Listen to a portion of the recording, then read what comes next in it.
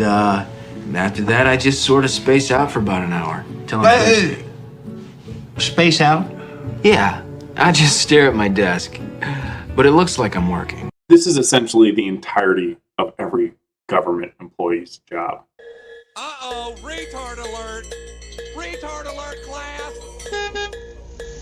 Presenting the Short Bus Veteran! There's a topic that's been coming up more and more in this little indie writing sphere that I'm kind of a part of. And that's talking about how publishing companies, literature, has abandoned men. And there's doubt thrown at that claim and evidence provided to try to back those claims up as well. Now, where do I fall on this? And what does this have to do with useless jobs? Well, the other night on the Iron Seas, which is a show I host with a couple buddies, link in the description below.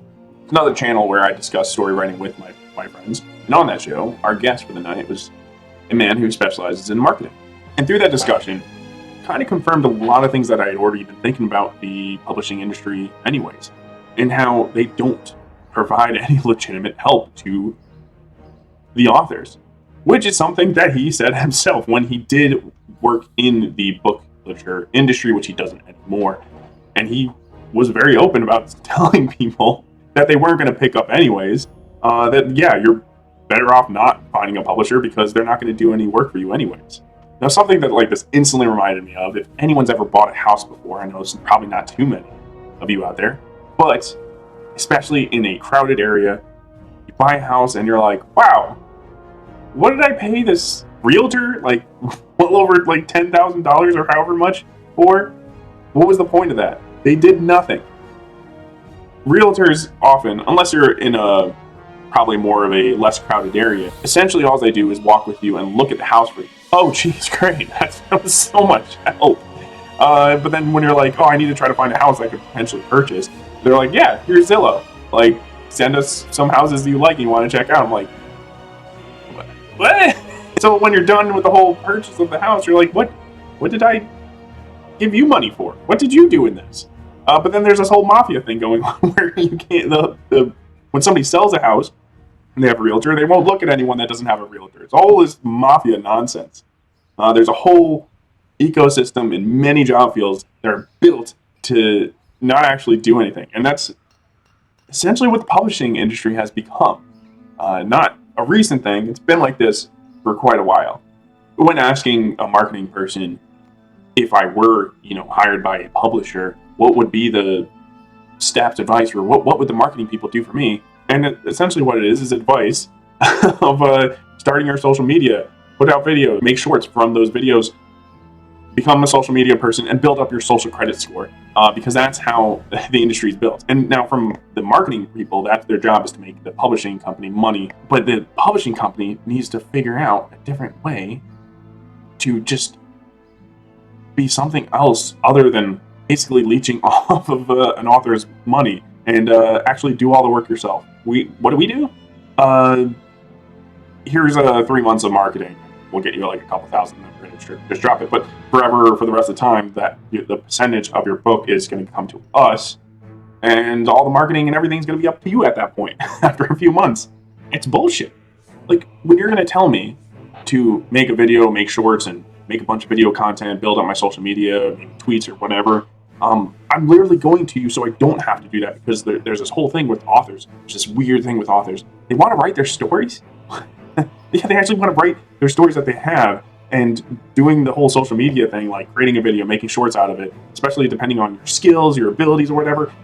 The time it takes to do those is going to vary greatly and just take up all of that writing time that you have. It's just going to be gone. So what did you go to the publisher in the first place? Why is it that the publishers say you build up your social media to sell your book, when it should be we, the publishers, have built up our social media so we can promote books that we have declared as being valuable to the customers, thus creating value to both the author and the customer? Because right now, they provide no value to either. The customer's going on social media to find the books that they want, and they're probably going to the author's social media or something the author set up. Like, cool, that the author did that work. And no value to the author, obviously, because you're making them do all this work that they don't honestly want to do, and they probably shouldn't have to, because if they have the great story, that should be the value the publisher is providing to the market. I think we've all seen the numbers, something about like over 50% of books that come from publishers, their authors only sell an average of 12 books, something insane like that. Now, something else that I've been learned is that among these useless jobs, another one is literary agents, which was interesting enough to me. Now, some publishers will not look at your project without representation, right? But a lot of, I guess, smaller to medium-sized publishers will. And so what has been mentioned to me from some experts is that when they hear from a literary agent, they just know, oh man, it's the annoying customer. It's the person who's just going to nag me and nag me and nag me. And that's really what their job is, just to nag the person. So what happens is the publisher's like, I'm just going to pass on this customer because I don't want to deal with the annoying agent who's just going to bother me and bother me and bother me. But not to mention, the biggest reason is that most of them are racist and destroying the industry. And this is not just the agents, but it's the publishing companies as well. And what they're pushing, what they're trying to, the only type of books that they will represent, thus leading to a muddied pile of work getting pushed out to people. Just look at this right here, which is some of the manuscript wish list from some literary agent. And this is not uncommon. Right here, what's the first thing they're looking for under fiction? LGBTQIA themes. Why? We have this major complaint about how all these stories are being gayified or just straight up gay. And some people don't want that, right? We're also looking for disability representation, which again, is just a really stupid fucking way to put that. I'm like, you don't need to represent disability. Now, a disability, having your limb cut off or whatever, that can be great for character development and stuff, and put some obstacles in the way of your characters, so that's great. But just the phrase that we're looking for disability representation, please shut up. Books featuring Latinx characters, found families. I think that's just like gay allegory stuff, like basically, because the trope of the family rejecting the gay kid, so they must find their found family, which I'm assuming is what they're going for. Queer or feminist themes in space operas. They want gay Star Wars, guys. Gay Star Wars. Write gay Star Wars, and that will go to the literary agent. Will it sell, though? Are people going to be buying gay Star Wars? This is the crazy thing. It's just like they keep on trying to shove this stuff down the customer's throat, but there's no actual demand for this stuff. So what's going on here, guys? Again, another wish list thing, a do not send list, right? So we have books with gratuitous gore. Fine, that's fine. You don't want gory books, that's fine. And we have propaganda, no cops, guys. We kind of see a political leaning here right now. No military science fiction, come on. Then we want, we want friendship magic. Stories about embracing your identity. Stories that center about BIPOC and queer happiness. Sure, guys. Sure, that's what we want. Not to mention, I'm sorry. If you want stories about BIPOC, is that not racist? Is that like you're specifically wanting stories to deal with a character's description of their skin color? Is that not a weird thing to want? And are the customers actually asking for this? And not to mention these lists, non-binary main characters. Fucking Christ. No reasonable man is going to be looking for this. So if this is what the publishing companies are pushing out, what are men supposed to get from this stuff? It's also shady too, is that the fact that they'll be looking for aspects of the author themselves. Like, why do you care what the author looks like? That's a weird thing to be asking. Now, I'm not saying that the books need to be written by men, but there is a point to be made that books written by men are more likely to be targeted towards men. But at the same time, my favorite anime of all time, Full Metal Alchemist, which is held up as the best of many, is written by a woman. So it's not to say that this is the rule, but if we are filtering out men, which these literary agents are doing by gatekeeping, by making these check marks for what the author is, looking for women's stories written by women. Well, again, that's going to eventually flood into the market. It's been a slow drip. This has been going on for probably well over 10 years.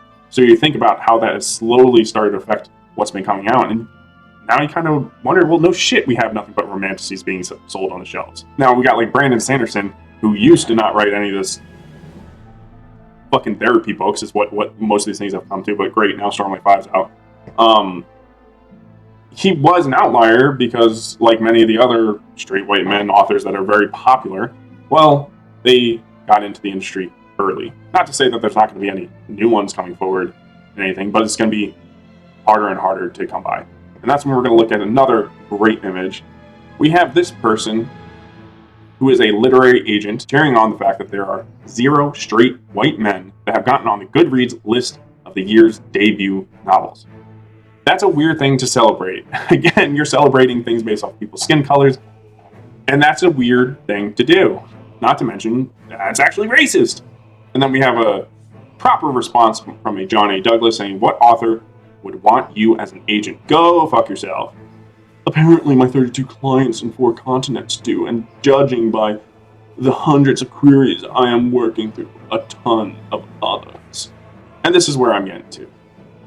We have these literary agents that provide nothing of value to a customer and an author. We have the publishers that create no value to the customer or authors. They're doing this retarded gatekeeping and keeping potential good stories from meeting the market and meeting the customer. And that's what they should be doing to try to provide value, is getting books that customers want. Like men are still going to read if you give them books that they want to read.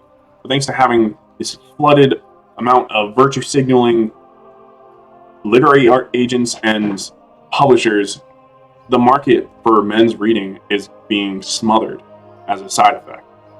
That's just not right. If you listened to me this far, thank you guys. Appreciate it. You see, I'm really, really close to 500 subs, so just kind of push me right over there. Follow me. But at the same time, I'm sorry, I got news for you. You are retarded for making it this far, but that's okay, guys. We're all having fun here. And also, like I mentioned before, sub to the Iron Seas channel, link in the description below. We're just the best show on Tuesday nights. It's got a community of other writers, and people care about storytelling in general. And last, I do have a book myself. Some say the best book that's ever been written, that's the best fantasy comedy that's ever been presented to this world. Fast, easy description, guys. It's Harry Potter meets Office Space. You're welcome.